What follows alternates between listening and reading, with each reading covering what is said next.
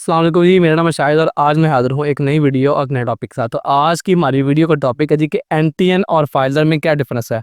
NTN क्या होता है, फाइलर क्या होता है। बात तो कुछ लोग समझते हैं कि एनटीएन बनने से आप फाइलर भी हो जाते हैं, मतलब एफबीआर की वेबसाइट को बस सिर्फ रजिस्ट्रेशन कर लिया है या आपने एनटीएन बना लिया, लिहाजा अब आप फाइलर है। ठीक है, तो ऐसा हरगिज़ नहीं है। एनटीएन एक डिफरेंट चीज़ है और फाइलर होना एक डिफरेंट चीज़ है।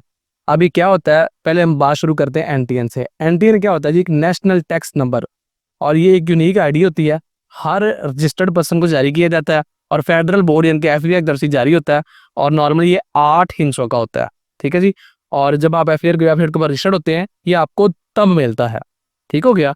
और इसका मकसद क्या होता है, ये किस किस को इसकी ज़रूरत होती है, मतलब बिजनेसेस जो को कारोबार उनको ज़रूरत होती है, फिर इंडिविजुअल जिनकी टैक्सेबल इनकम है, वो सैलरी है, प्रॉपर्टी है।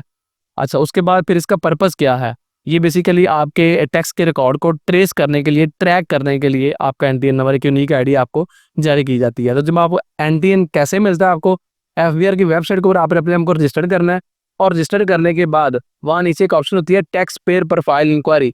उस वेबसाइट के ऊपर जाके या उस लिंक के ऊपर जाके आपने अपना वहाँ सीएनसी नंबर डाल के वेरीफाई करेंगे, तो वहाँ आपका रेफरेंस नंबर शो होगा, वो रेफरेंस नंबर आपका एनटीएन होगा। ठीक है जी। तो इस तरीके से ये आपको मिल जाता है।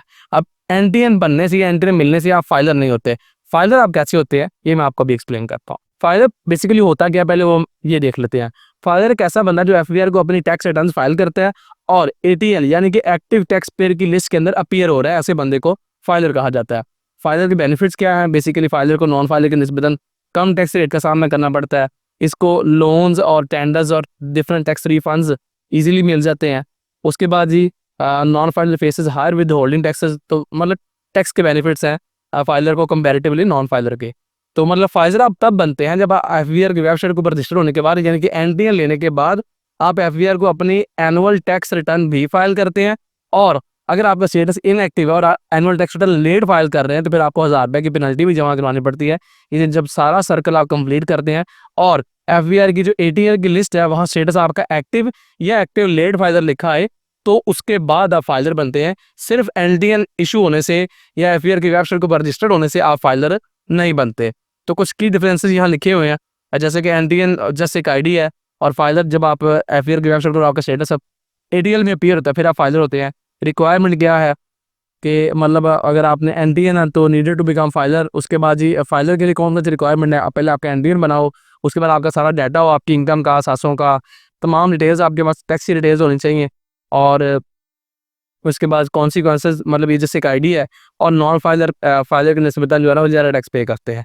अच्छा, उसके बाद जी थोड़ा सा मज़ीद एक्सप्लेन किया गया है, save money, avoid legal issues and build financial credibility. तो फाइलर के एक तरह का बेनिफिट लिखा हुआ है और एनटीएन के वाले से भी लिखा गया है कि NTN is not equal to filer.